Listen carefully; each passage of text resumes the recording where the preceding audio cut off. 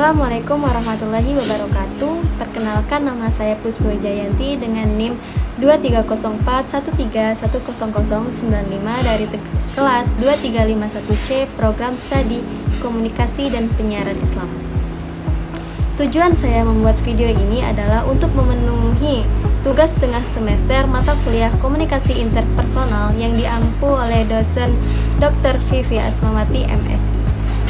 Di dalam video ini, saya akan menganalisis komunikasi interpersonal yang terdapat dari channel YouTube Indrawan Nugroho, di mana komunikasi antara Indrawan Nugroho dan narasumbernya yaitu Vero Fariska dengan tema podcast Obat Malas Gen Z. Sebelum itu, di sini saya akan menjelaskan mengenai apa itu komunikasi interpersonal. Komunikasi interpersonal adalah komunikasi secara langsung antara dua orang atau lebih. Hubungan interpersonal antara komunikator dan komunikan itu sangat unik. Kenapa sangat unik? Saksikan video selanjutnya. Mas Vero, terima kasih banget waktunya bisa main ke sini. Thank you Mas Indrawan, akhirnya bisa main ke sini juga. Alhamdulillah. Keren studionya. Thank you. Kita mau ngomongin tentang Gen Z nih yang punya stereotyping dan labeling dan lain sebagainya, dan kita kaitkan sama masa depan Indonesia. Dan aku yakin PJR Foundation yang Mas Vero dirikan itu punya peran besar tuh. Hubungan interpersonal antara komunikan dan komunikator sangat unik karena memiliki yang pertama itu hubungan afeksi. Di dalam video ini terdapat hubungan afeksi, yaitu hubungan saling memberi dan mendapatkan kasih sayang juga perasaan positif, di mana dalam podcast ini Indrawan Nugroho menunjukkan ekspresi positif dan sangat menghargai kehadiran dari Vero Fariska. Ini aja yang buat aku penasaran. Kan Mas Vero itu lama kerja di Microsoft, bahkan bukan hanya Indonesia, udah keliling dunia. Alhamdulillah. Yang artinya karirnya Mas Vero di Microsoft itu bagus gitu. Dan orang kalau lulus Microsoft ya lebih kebuka lah karir tempat yang lain. Pertanyaannya adalah, apa yang ngebuat Mas Vero memutuskan untuk resign dari karir yang begitu bagus di perusahaan global itu untuk membangun sebuah yayasan, foundation? Menurut aku sih gini Mas, jadi yang bikin aku excited kerja di Microsoft selama 11 tahun ya adalah misinya sih. Jadi misinya adalah produk yang kita bangun itu tidak hanya memberikan manfaat bagi Indonesia tetapi juga bagi dunia kan.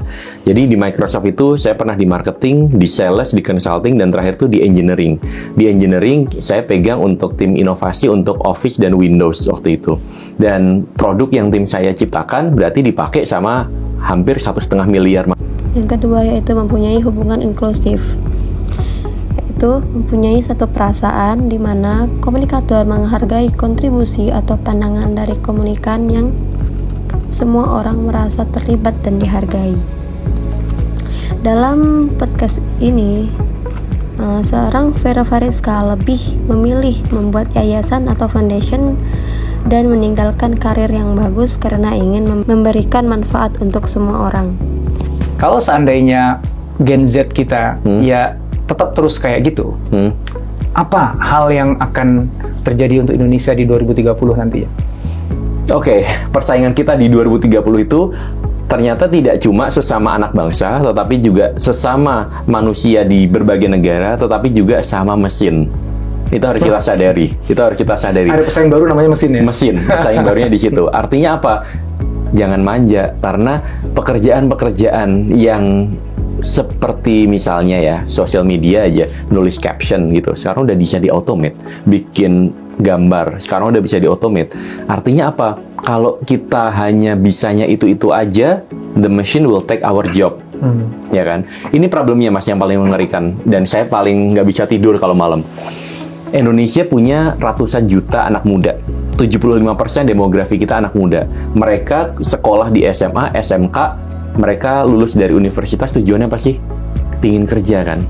The problem adalah orangnya banyak, lapangan pekerjaan makin dikit. Kenapa? Perusahaan makin berhemat karena kondisi geopolitik global yang tidak menentu, dan AI itu bisa membuat pekerjaan itu diambil oleh mesin, dan mesin itu nggak pernah protes, nggak pernah. Yang ketiga yaitu adanya hubungan kontrol, yaitu kebutuhan untuk mempengaruhi orang lain, di mana komunikator mempengaruhi komunikan.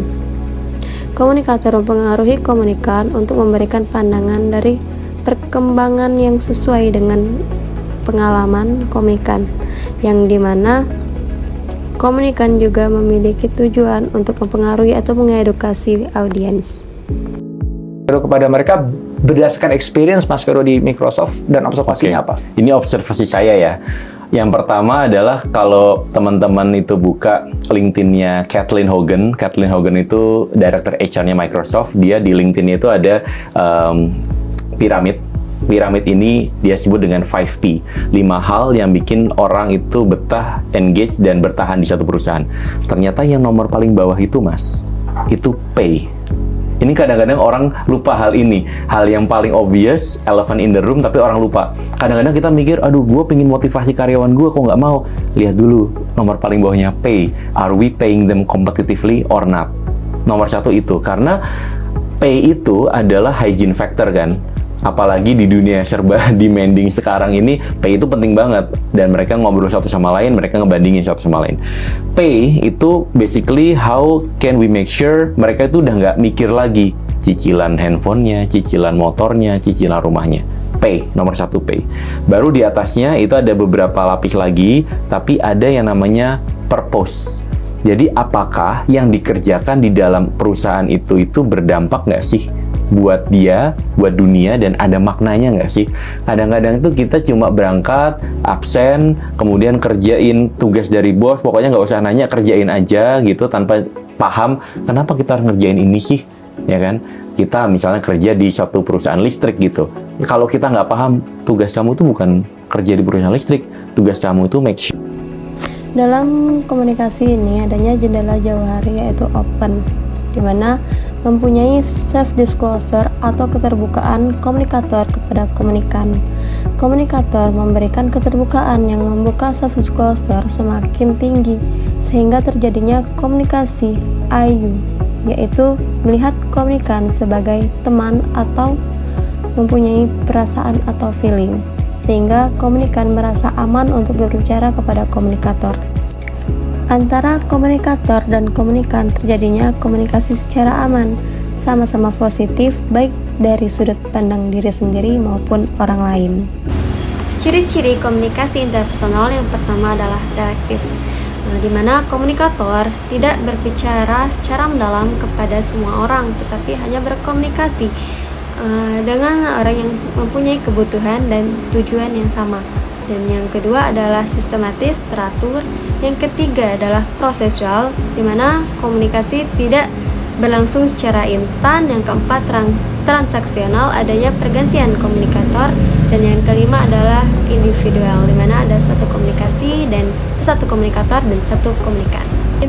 Prinsip komunikasi yang pertama adalah antara komunikator dan komunikan harus mempunyai 3 kebutuhan seperti yang dijelaskan pertama tadi, yaitu afeksi, impulsif, dan kontrol. Dan yang kedua adalah mempunyai etika dalam berkomunikasi. Etika sangat dibutuhkan. Apabila kita tidak menggunakan etika, maka komunikasi tersebut akan rusak dan 3 kebutuhan tersebut tadi akan hilang. Dan selanjutnya adalah menciptakan makna. Adanya makna antara komunikator dan komunikasi. Selanjutnya adalah metakomunikasi. Jadi adanya pergeseran atau perubahan ketika arti dan makna komunikasi itu sudah berbeda. Dan yang terakhir adalah sustainable. Komunikasi akan berkelanjut apabila 3 kebutuhan atau kebutuhan komunikasi itu terjalan, sehingga hubungan komunikasi akan makin sustainable dan berkelanjutan. Baiklah, mungkin itu saja penjelasan dan analisis video dari saya. Lebih dan kurang saya mohon maaf, kepada Allah saya mohon ampun. Saya akhiri. Wassalamualaikum warahmatullahi wabarakatuh.